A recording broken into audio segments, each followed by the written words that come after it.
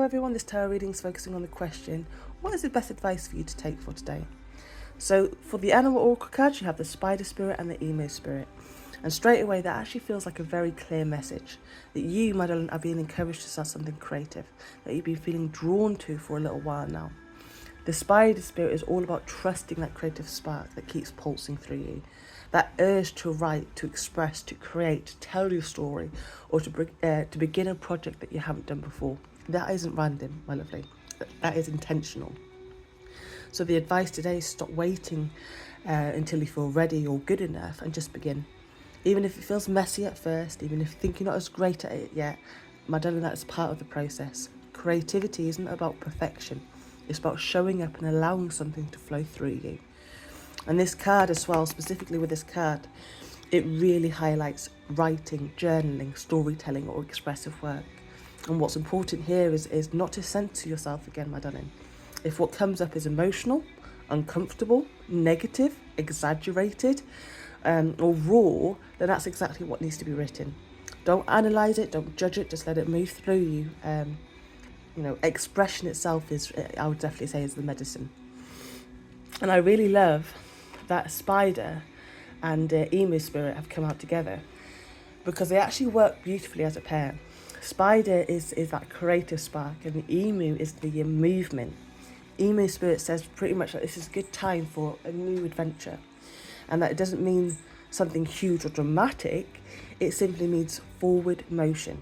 And I actually learned something today that emus, because their legs are not able to actually walk backwards, and I actually feel that's quite important here, especially with what I'm picking up with the tarot.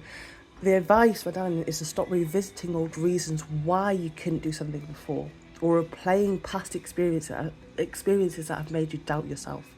Whatever is calling you now deserves more of your attention than what's already behind you, okay? So together, these cards, I actually get like very much like that Page of Wands energy, where there is curiosity, inspiration, and that quiet excitement of starting something new. My darling, you do not need a full plan. You don't need everything figured out. What matters today is trusting the inner whisper that says, I want to try this, or I want to do this, or I want to go there, and taking one small step towards it. My lovely, dismiss that voice that says, that sounds nice, but I can't because blah, blah, blah, blah. Because that voice keeps you stuck in the illusion of comfort and safety. And life, my darling, is asking you to engage with it, okay? Not wait on the sidelines. And moving into with the tarot, you've got the Tower, the Three of Swords reversed, the Lovers, and the Four of Swords. That came out reversed as well at the bottom of the deck. So the Tower, I like the energy from the Tower. It doesn't feel like chaos. And what I'm drawn to is the lightning bolt, and I feel like that's more of the realization, an idea, an inspiration, or a truth that arrives suddenly and can't be ignored, very much like that spider energy.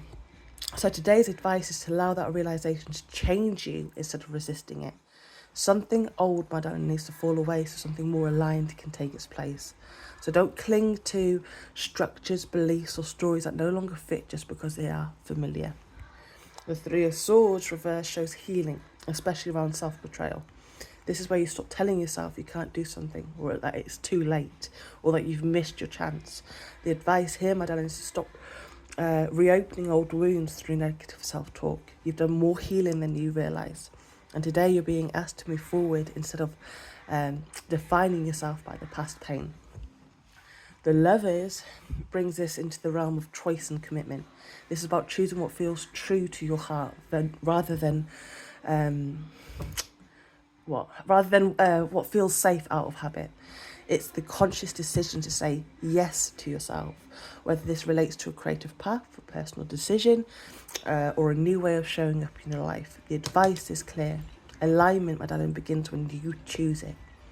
And at the bottom of the deck, with the Four of Swords reversed, that shows restlessness and the end of a recovery phase.